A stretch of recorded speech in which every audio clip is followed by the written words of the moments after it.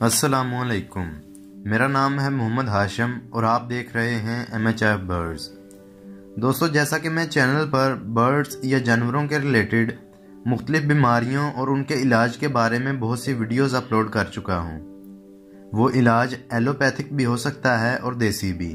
جو علاج میں ریکمینڈ کرتا ہوں وہ دیسی ہے، جس کی وجہ یہ ہے کہ اس علاج سے ایلوپیتھک ادویات کی نسبت برڈز کو کوئی بھی نقصان نہیں ہوتا، کیونکہ اکثر ایلوپیتھک ادویات سے برڈز میں کوئی نہ کوئی سائیڈ ایفیکٹ ہو جاتا ہے، جس کی وجہ سے وہ برڈز ایکسپائر بھی ہو سکتے ہیں۔ تو دیسی علاج کے لیے میں اکثر حکیم محمد قاسم کے ساتھ ویڈیوز بناتا ہوں، تو آج بھی میں اسی تسلسل کو برقرار رکھتے ہوئے حکیم محمد قاسم کے پاس آیا ہوں۔ تو جیسا کہ آپ نے پہلے ویڈیوز میں دیکھا ہوگا کہ ہم ویڈیو ریکارڈ کرتے ہیں، تو آج ہم وائس اوور ریکارڈ کر رہے ہیں، کیونکہ کسی وجہ سے ہم ویڈیو ریکارڈ نہیں کر سکے۔ تو پہلے نمبر پر تو حکیم محمد قاسم صاحب، آپ کا بہت بہت شکریہ کہ آپ ہمیں اور ہمارے چینل کو بہت زیادہ ٹائم دے رہے ہیں۔ تو بخار جو کہ اکثر پرندوں میں آ جاتا ہے، خواہ وہ کسی بھی وجہ سے ہو، تو کوئی ایسا نسخہ بتائیں کہ ہمیں بار بار ایلوپیتھک ادویات استعمال نہ کروانی پڑیں، اور کوئی ایسا نسخہ ہو کہ بخار سے ہماری یعنی برڈز کی جان چھوٹی رہے۔ جی بالکل۔ بسم اللہ الرحمن الرحیم۔ جی، آپ نے یہ جو بھی بتایا ہے، مطلب جس بھی قسم کا بخار ہوگا، ان سب کے لیے میرے پاس ایک بہترین سا نسخہ ہے جو کہ ہر قسم کے بخار کے لیے جو ہے وہ بہتر رہے گا، اور امید ہے کہ اس سے ہر کسی کو فائدہ بھی ہوگا۔ تو اس کے سب سے پہلے نمبر پہ میں اجزاء بتانا چاہتا ہوں، تو وہ آپ نوٹ کر لیں۔ سب سے پہلے آپ نے لینی ہے گلو 20 گرام۔ یہ خشک گلو آپ کو کسی بھی پنسار سٹور سے مل جائے گی۔ اس کے بعد آپ نے لینی ہے ریون چینی 10 گرام، اور اس کے بعد آپ نے ایک اور چیز لینی ہے اجوائن 5 گرام۔ یہ اس میں آپ نے ان کا جو وزن ہے وہ اپنے حساب سے ایڈجسٹ نہیں کرنا، جس طرح میں بتا رہا ہوں آپ نے اسی طرح سے لے لینا ہے۔ یہ آپ لے لیں، اور لے کے جو ہے اجوائن کے علاوہ باقی دونوں چیزوں کو جو ہے وہ ہلکا ہلکا سا کوٹ کے وہ کوشش کریں گے وہ مطلب ٹکڑوں میں بٹ جائے، چھوٹے چھوٹے، زیادہ باریک بھی نہ ہو۔ تو اس کو جو ہے وہ آپ 1 لیٹر پانی کے اندر شام کو بھگو کے رکھ دیں، اور صبح کو اٹھ کے اس کو آپ جو ہے ہاتھ سے ہی اچھی طرح سے مسل لیں۔ مسلنے کے بعد جو ہے اس کو چولہے پہ رکھیں، اور رکھ کے جو ہے اس کو اچھی طرح سے پکا لیں۔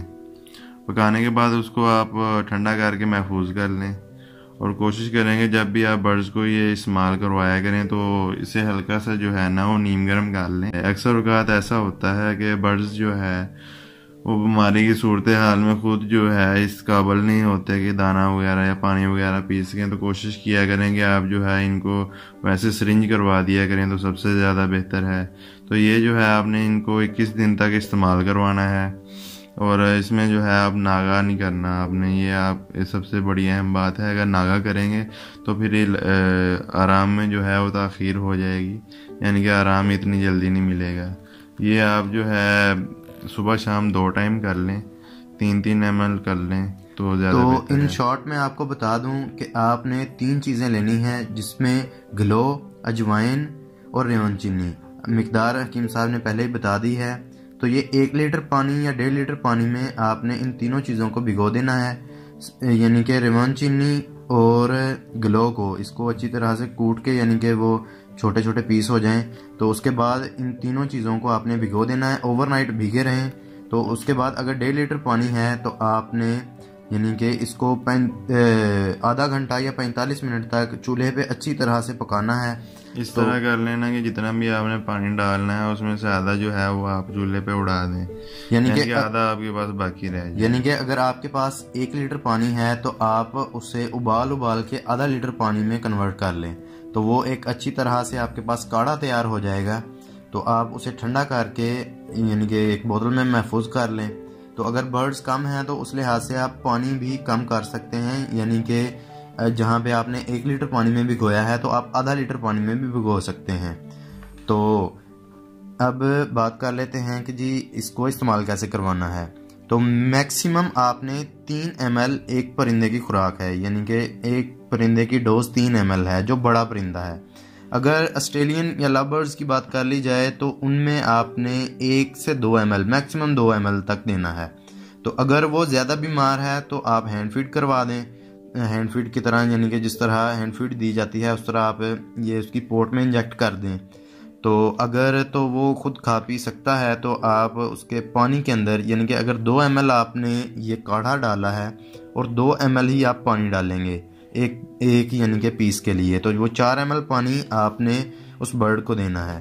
اور یہاں پہ ایک اور بات میں ایڈ کرتا چلوں کہ یہ نسخہ بہت ہی اچھا ہے، کیونکہ انسانوں کے اندر اس کی مقدار کو ایڈجسٹ کر کے، جو کہ حکیم صاحب ہی کر سکتے ہیں یا پھر کوئی ایکسپیرینس بندہ ہی کر سکتا ہے، انسانوں میں یہ جو ٹائیفائڈ ہوتا ہے، یعنی کہ پرانا بخار جسے کہتے ہیں، اس کے علاج کے طور پر بھی یہ نسخہ ریکمینڈ کیا جاتا ہے۔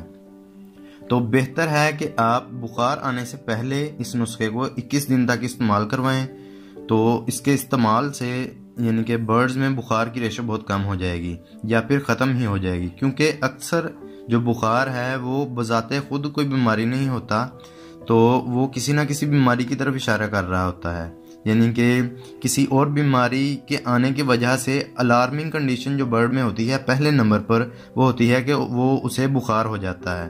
تو آپ اس بیماری کی تشخیص کر کے اسے یعنی کہ اس بیماری کا بھی علاج کریں اور ساتھ میں یہ بھی کریں، یعنی کہ یہ جو نسخہ بتایا ہے یہ بھی استعمال کروائیں۔ اس نسخے کے استعمال سے بظاہر جو قریب المرگ برڈ ہوتا ہے، یعنی کہ جو مرنے کے قریب بھی ہوتا ہے، وہ بھی اکثر ریکور ہو جاتا ہے، یعنی کہ یہ نسخہ اس قدر یعنی کہ مفید ہے۔ تو بہتر ہے کہ یہ نسخہ آپ تندرست برڈ کو استعمال کروائیں، جس کے بعد ان میں بخار کا ریشو وہ کم ہو جائے گا۔ تو ایلوپیتھک ادویات کا، جیسے کہ میں پہلے بھی بخار کے متعلق ہے ایک ویڈیو، آپ وہ بھی دیکھ سکتے ہیں، تو ایمرجنسی کے صورتحال میں آپ وہ استعمال کروا سکتے ہیں، لیکن اگر آپ دیسی علاج کرتے ہیں تو یہ دیر پا رہے گا اور نہ ہی اس کا کوئی سائیڈ ایفیکٹ ہوگا۔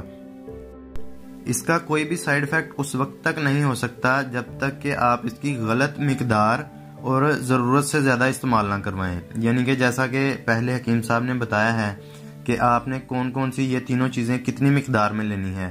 تو اگر مثال کے طور پر آپ مقدار کم زیادہ کر دیتے ہیں، یا پھر ڈوز میں نے بتایا ہے کہ بڑے پرندے کی میکسیمم 3 ml ہے، تو اگر آپ زیادہ ڈوز دے دیتے ہیں پرندے کو اور زیادہ دنوں تک استعمال کرواتے ہیں تو خدا نخواستہ ان وجہوں سے یہ جو ہے وہ کوئی مسئلہ کر سکتا ہے، لیکن اگر آپ بتائی گئی ہدایات کے مطابق ہی یعنی کہ اسی وزن کا لے کے اور انہی طریقوں پر عمل کر کے استعمال کرواتے ہیں تو انشاءاللہ اس نسخے کا کوئی بھی سائیڈ ایفیکٹ نہیں ہوگا۔